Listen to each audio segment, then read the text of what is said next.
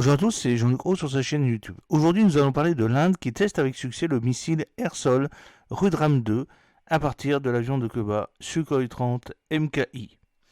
C'est le 30 mai 2024 que l'Inde a franchi une étape importante dans l'évolution de ses capacités de défense avec le test réussi du missile Rudram 2 lancé depuis un avion de combat Sukhoi 30 MKI au large des côtes d'Adisha. Ce missile air-sol conçu pour de nombreuses missions anti-radiation représente une amélioration significative par rapport à son prédécesseur, le Rudram 1. Le test a validé le système de propulsion et l'algorithme de contrôle et de guidage du missile.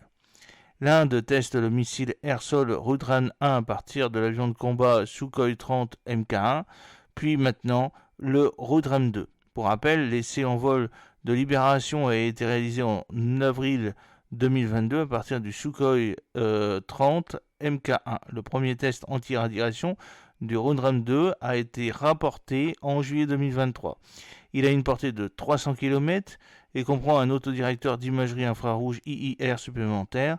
Le missile peut être lancé depuis un Sukhoi 30 Mk1 et le Mirage 2000.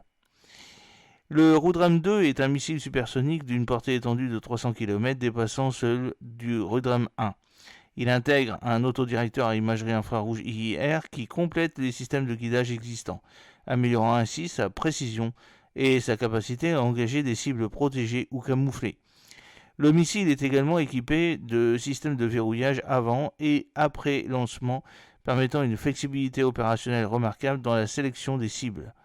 Sa capacité à détecter les signaux des radars et des fréquences radio ennemies à plus de 100 km renforce son rôle stratégique dans la neutralisation des défenses ennemies. Par rapport à Rudram 1, le Rudram 2 présente plusieurs améliorations techniques notables. Outre son autonomie étendue, le nouveau modèle offre une meilleure maniabilité grâce à un moteur à propulsion solide à double impulsion qui lui permet d'ajuster la vitesse et son altitude pour optimiser la trajectoire d'attaque. L'intégration de la technologie de recherche infrarouge ajoute une couche supplémentaire de précision permettant au missile de fonctionner efficacement même dans des conditions où les cibles ne sont pas visibles par les moyens traditionnels. Le développement du Rudram 2 fait partie d'un effort plus large de l'Inde visant à réduire sa dépendance à l'égard des technologies de défense étrangères. Conçu par l'Organisation de recherche et de développement pour la défense, le DRDO, en collaboration avec des sociétés indiennes telles que Bharat Dynamics et Adani Defense Aerospace, ce missile vise à renforcer l'arsenal de l'armée de l'air indienne avec des capacités anti-radiation avancées. Cette évolution est une réponse directe aux défis posés par les systèmes de défense sophistiqués des adversaires régionaux, notamment dans le contexte des tensions aux frontières entre la Chine et le Pakistan.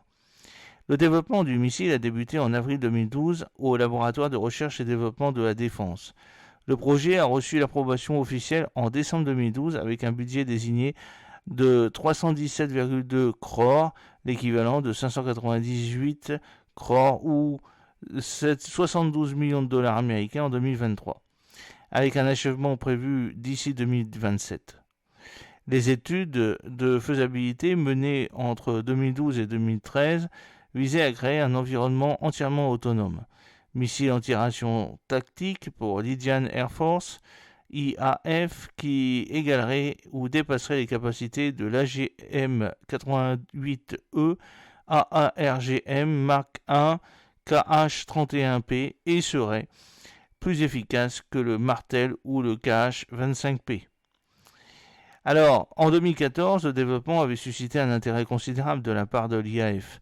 Tout au long de cette année, des progrès ont été réalisés dans la conception et le développement matériel des missiles. Le premier essai en vol réussi étant prévu à la fin de 2017. Initialement, l'IAF a exprimé ses inquiétudes concernant le poids plus lourd et la portée plus courte de nouveaux missiles par rapport à leurs missiles occidentaux, homologues attribués aux volumineux autodirecteurs de radiofréquence de fabrication russe utilisés. Parallèlement, l'IAF négocie avec les États-Unis l'acquisition de 1500 missiles AGM-88E dont la mise en service était prévue au cours des 5 années suivantes. Les technologies développées par le DRDO pour ce missile anti-radiation de nouvelle génération, le NGARM, comprennent un autodirecteur passif à large bande, un autodirecteur actif à ondes millimétriques, des radomes pour les autodirecteurs et un système de propulsion à double impulsion, des innovations largement dérivées des expériences acquises lors du développement des missiles Astra et Barak 8. En renforçant sa gamme de missiles anti-radiation, l'Inde vise à seulement améliorer sa posture défensive, mais aussi à améliorer son autonomie et son expertise en matière de technologie de missiles de haute technologie.